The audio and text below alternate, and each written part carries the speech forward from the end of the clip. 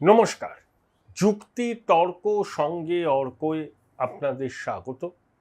আপনাদের সঙ্গে আমি অর্কপ্রভ সরকার।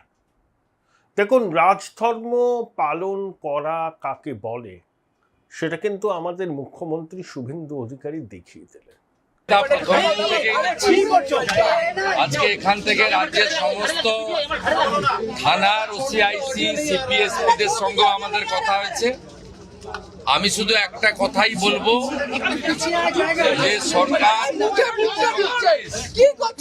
ক্ষেত্রে যা করার করছে এবং আমার সঙ্গে ওই আমাদের পরিবার, প্রথমত যে পরিবারটি ক্ষতিগ্রস্ত হয়েছে, এক রত্তি একটি ছোট্ট কন্যা সন্তানের উপর পাশবিক অত্যাচার করে খুন করা হয়েছে, তারাও মিট করেছে। তারা নিশ্চয়ই আপনাদের বলেছে বা না বললেও আমার জানার বিষয় নয়। আমি কথা বলে স্যাটিসফাইড এবং আমার মনে হচ্ছে ওরাও স্যাটিসফাইড। আমি একটা প্রাইমারিলি পুলিশ যা বলেছে, দেখুন, I am not the investigating authority. Mob lynching করে যাকে পিটিয়ে মারা হয়েছে ইন্দ্রজিৎ মন্ডল, উনিও ইনোসেন্ট। পুলিশ আমাকে যা বলেছে এটা আমার কথা নয়। তার পরিবারের সঙ্গে আমি মিট করেছি, তিনিও জাস্টিস পাবেন।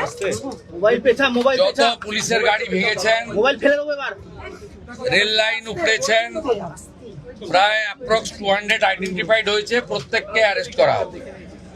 একটা লোককেও ছাড়া হবে না। পিছন থেকে যারা উস্কেছেন, পলিটিক্যাল লোক যারা ইলেকশনে রিজেক্ট হয়েছেন, কেউ ক্ষমতা থেকে গেছেন, কেউ শূন্য থেকে এক হয়েছেন, এবং radical force, anti national force যারা পিছন থেকে উস্কেছেন, তাদেরকেও আইডেন্টিফাই করা হয়েছে। তাদের কল রেকর্ড ইত্যাদি ডিজিপির নেতৃত্বে এসটিএফ সব কালেক্ট করেছে। ওদেরকেও প্রপারলি লিসেন করা, ওদেরকেও ঠিক প্রপারলি শিক্ষা দেওয়ার কাজ সরকার করবে। আমি 1, 2, 3 করে বলি রাজধর্ম কিভাবে তিনি পালন করলেন। প্রথম কথা, বারুইপুরে গিয়ে নির্যাতিতা মানে ওই নাবালিকার পরিবারের সদস্যদের সাথে কথা বললেন এবং গণপিটুনিতে যে যুবকের মৃত্যু হয়েছে তার পরিবারের সঙ্গে কথা বললেন। দুই পরিবার এক বাক্যে জানিয়েছেন তারা মুখ্যমন্ত্রীর সঙ্গে কথা বলে খুশি। দীর্ঘক্ষণ কথা বলেছেন।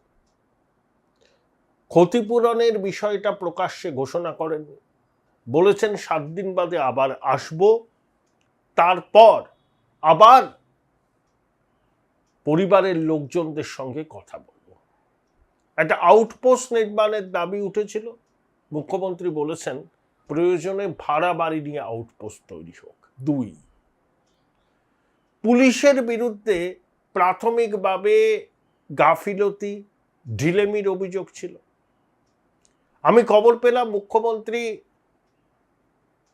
কয়েকজনকে শাস্তিমূলক ব্যবস্থার আওতায় আনতে চেয়েছিলেন, কিন্তু ওখানে উপস্থিত রাজ্য পুলিশের মহানির্দেশককে তিনি 72 ঘন্টা সময়সীমা বেঁধে দিয়েছেন। সরকারি যে নিয়ম আছে, প্রোটোকল আছে, তা মেনে ডিজি রিপোর্ট দেবেন মুখ্যমন্ত্রীকে। বলছেন 1% গাফিলতি যদি পুলিশের প্রমাণিত হয় তাহলে কঠোর ব্যবস্থা নেওয়া হবে। 3, সমস্ত জনপ্রতিনিধিদের সঙ্গে তিনি কথা বলেছেন।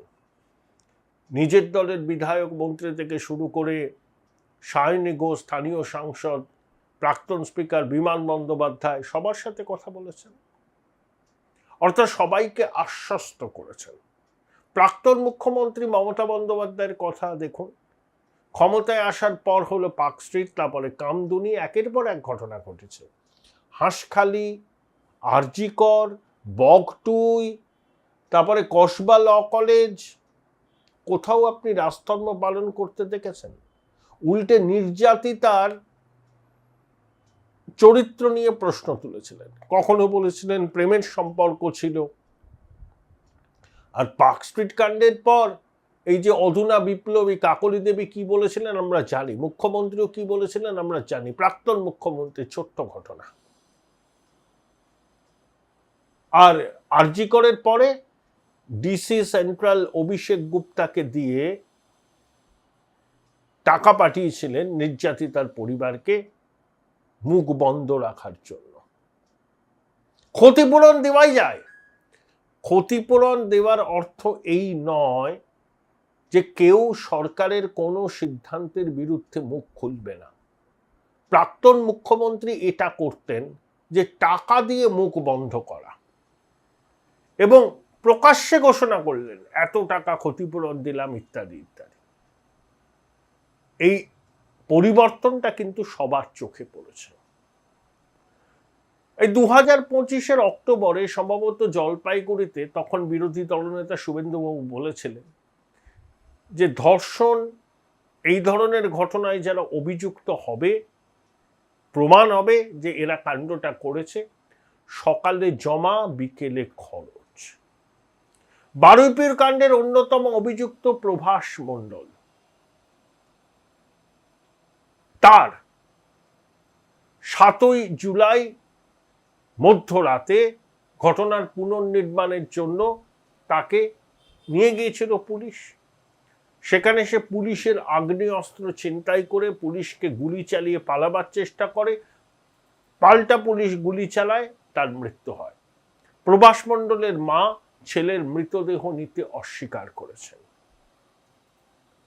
অর্থাৎ অন্যতম মূল অভিযুক্ত, যাকে সিসি ক্যামেরায় শেষবার দেখা গিয়েছিল ওই নাবালিকার সঙ্গে, সে নিজে পাতাখোর এবং এলাকায় দুষ্কৃতী হিসাবে পরিচয় ছিল। কেন মেয়েটিকে ওই নরাধম নরপশুদের হাতে তুলে দিয়েছিল প্রভাস? কি কারণে? পাচারের জন্য নাকি অন্য কোনো কারণ? সেটা আস্তে আস্তে স্পষ্ট হবে। কিন্তু এই নারকীয় ঘটনার সঙ্গে প্রভাসের যোগ ছিল। পালাতে গেছিল, এনকাউন্টার, আত্মরক্ষার্থে হই হই করে উঠেছেন মহুয়া মৈত্র। এটা কি হলো, এটা কি হলো, এটা কি হলো, এটা কি বাংলা, হায় পশ্চিমবঙ্গ পুলিশ, উত্তরপ্রদেশ কি ফিরে এলো এখানে? একজন অপরাধী নারকীয় ঘটনার সঙ্গে যুক্ত, সে ঘটনাস্থলের পুনর্নির্মাণ করতে যাওয়ার সময় পুলিশের আগ্নেয়াস্ত্র ছিনিয়ে পুলিশকে আক্রমণ করে পালাতে উদ্যত হয়, তখন পুলিশ কি তার দিকে রসগোল্লা ছুড়বে? মহুয়া দেবীরা একটা জিনিস বোঝেন না, এটা হীরক রানীর সরকার নয়। নারকীয় ঘটনা ঘটলে, ছোট্ট ঘটনা, নির্যাতিতার চরিত্র নিয়ে প্রশ্ন তোলা, কাকলি দেবীর কথাটা মানুষের মনে আছে, খদ্দেরের সঙ্গে রেটে পোষায়নি। পার্কস্ট্রিট কাণ্ডের পর বলেছিলেন এখন মহান বিপ্লবী হয়েছে, চীনে রাখুন বঙ্গবাসী এদের। একটা বহুরূপী ব্যানার্জি নয়, অনেক বহুরূপী আছে।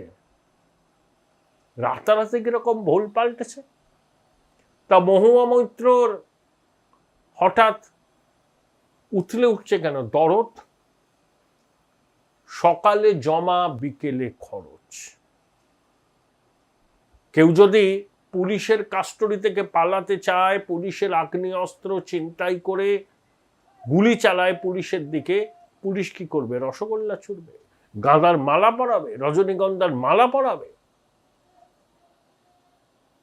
এটা নিয়ে বিতর্ক হবে, বাম কংগ্রেস তোলামূল রেড়ে করে উঠবে। কিন্তু আমি সাধারণ মানুষ, যারা আমার দর্শক, তাদের মতামতটা জানতে চাই যে একজন দুষ্কৃতী যদি পুলিশের অস্ত্র ছিনিয়ে নিয়ে পালাতে চেষ্টা করে, তখন পুলিশ কি করবে? আপনাদের মতামত জানান।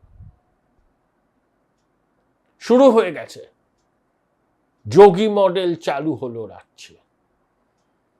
আরে যোগী মডেল নিয়ে বিতর্ক থাকতে পারে, কিন্তু উত্তরপ্রদেশের মানুষ ওই বুলডোজার দিয়ে অবৈধ নির্মাণ গুড়িয়ে দেওয়াকে সমর্থন করে।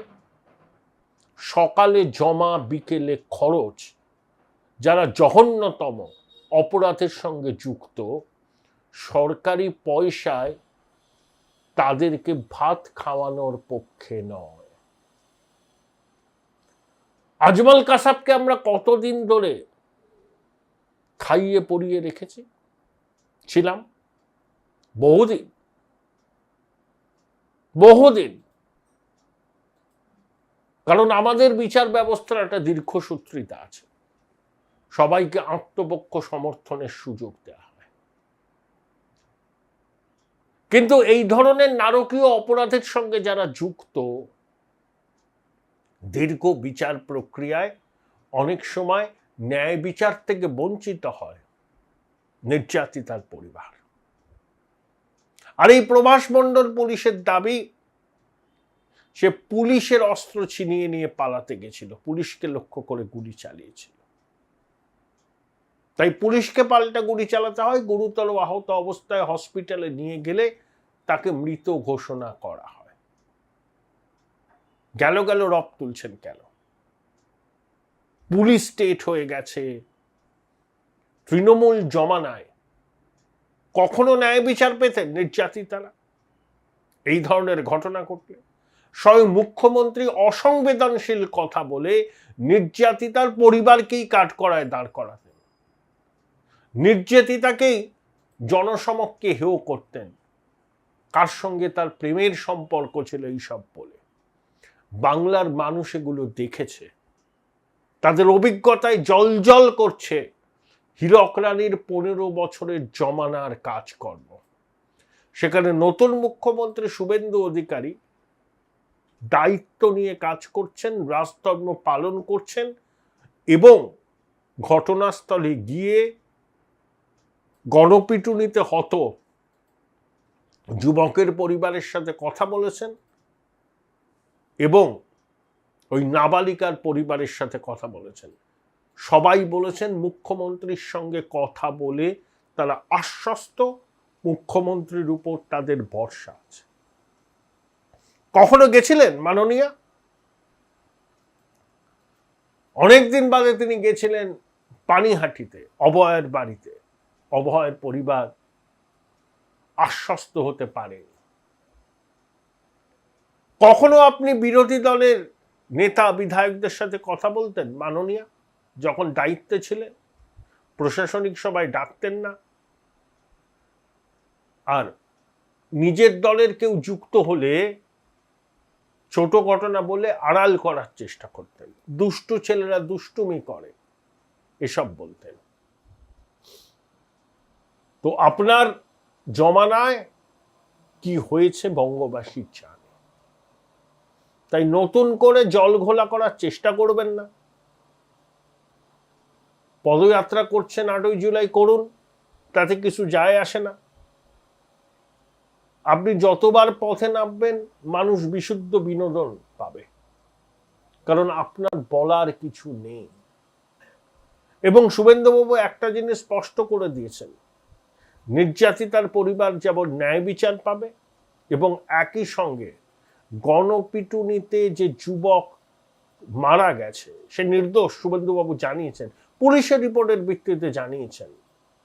সেই গণপিটুনির সঙ্গে যারা যুক্ত তাদেরকেও রেয়াত করা হবে না। এবং যারা রেল লাইন উপড়ালো, যারা সিআরপিএফ জওয়ানদের আক্রমণ করলো, যারা পুলিশকে ইট ছুড়ল, আইডেন্টিফাইড হয়েছে 200 জন, এবং তাদের পিছনে যারা আছে, যারা উস্কানি দিয়েছে, ওই সেকু মাকুলা, তাদেরকেও কিন্তু ছাড়া হবে না। একদল 0 থেকে 1 হয়েছে, আর একদল ক্ষমতা হারিয়ে দিশেহারা হয়ে গেছে। এই অতৃপ্ত আত্মারা সুযোগ করছে অশান্তির আগুন লাগাবার জন্য। আপনাদের স্বনির্বন্ধ অনুরোধ, চ্যানেল সাবস্ক্রাইব করবেন, থ্যাঙ্কস বাটনে ক্লিক করতে ভুলবেন না।